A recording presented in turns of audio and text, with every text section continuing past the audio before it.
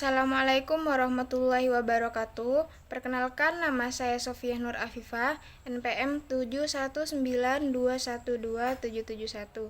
Di sini saya akan menjelaskan tentang UMKM atau usaha mikro, kecil, dan menengah. UKM adalah kegiatan ekonomi rakyat yang berskala kecil dengan bidang usaha yang secara mayoritas merupakan kegiatan usaha kecil dan perlu dilindungi untuk mencegah dari persaingan usaha yang tidak sehat.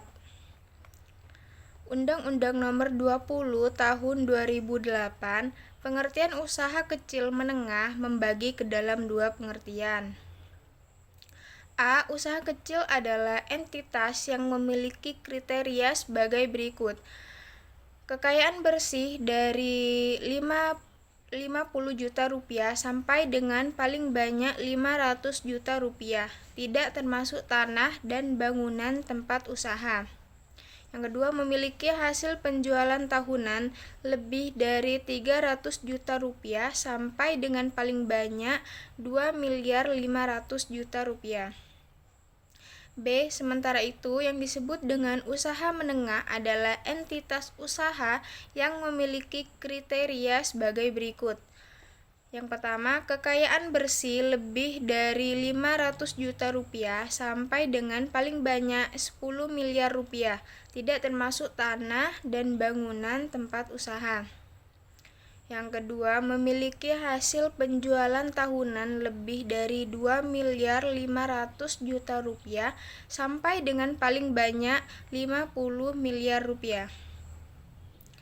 Kuantitas tenaga kerja usaha kecil merupakan entitas usaha yang memiliki jumlah tenaga kerja 5 sampai dengan 19 orang, sedangkan usaha menengah merupakan entitas usaha yang memiliki tenaga kerja 20 sampai dengan 99 orang. Selanjutnya yaitu ciri-ciri usaha kecil. Yang pertama, jenis barang atau komoditi yang diusahakan umumnya sudah tetap, tidak gampang berubah. Yang kedua, lokasi atau tempat usaha umumnya sudah menetap, tidak berpindah-pindah. Sederhana, keuangan perusahaan sudah mulai dipisahkan dengan keuangan keluarga, sudah membuat neraca usaha. Yang ketiga, sudah memiliki izin usaha dan persyaratan legalitas lainnya termasuk NPWP. Yang keempat, sumber daya manusia atau pengusaha memiliki pengalaman dalam berwirausaha. Yang kelima, sebagian usaha sudah akses ke perbankan dalam hal keperluan modal. Yang keenam, sebagian besar belum dapat membuat manajemen usaha dengan baik seperti business planning. Selanjutnya, ciri-ciri usaha menengah.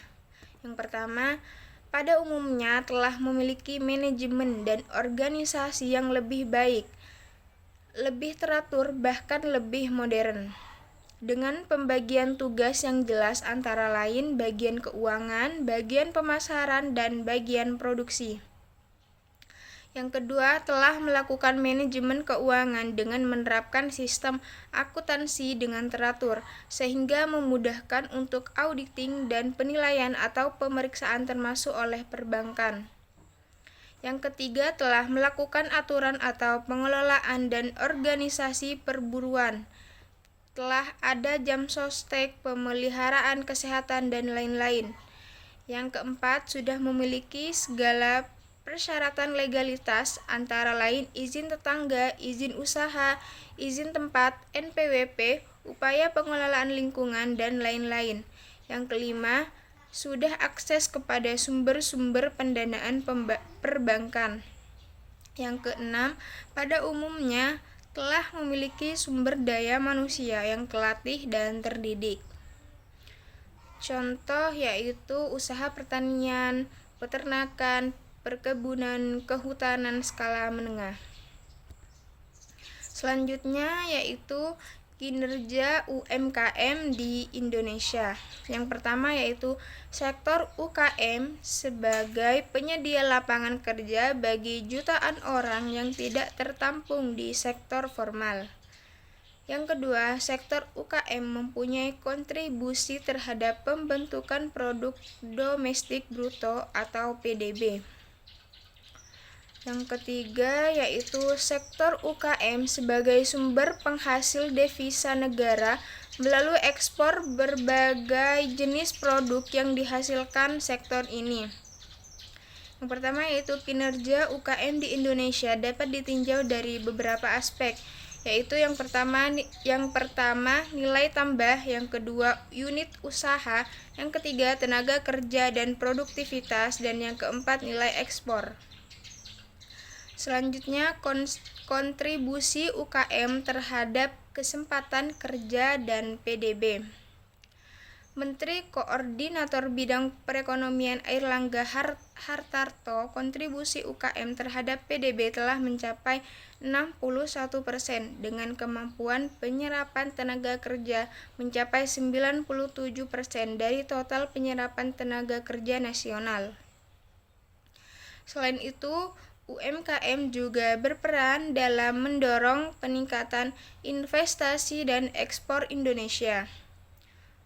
Total investasi di sektor UMKM telah mencapai 60% dari total investasi nasional dan kontribusinya terhadap ekspor non-migas nasional telah mencapai 16%. Selanjutnya yaitu peluang dan tantangan bagi UKM dalam liberalisasi perdagangan. Kementerian Koperasi dan UKM telah mencanangkan berbagai program strategis seperti Gerakan Kewirausahaan Nasional atau GKN, pengembangan inkubator bisnis, pengembangan dan perluasan pasar produk UMKM. Namun, pemerintah masih luput untuk fokus pada pengembangan sumber daya manusia dan teknologi untuk meningkatkan kemampuan inovasi dan mutu produk sehingga produk UMKM Indonesia bisa diakui secara internasional. Mungkin hanya ini yang dapat saya jelaskan, kurang lebihnya mohon maaf. Wassalamualaikum warahmatullahi wabarakatuh.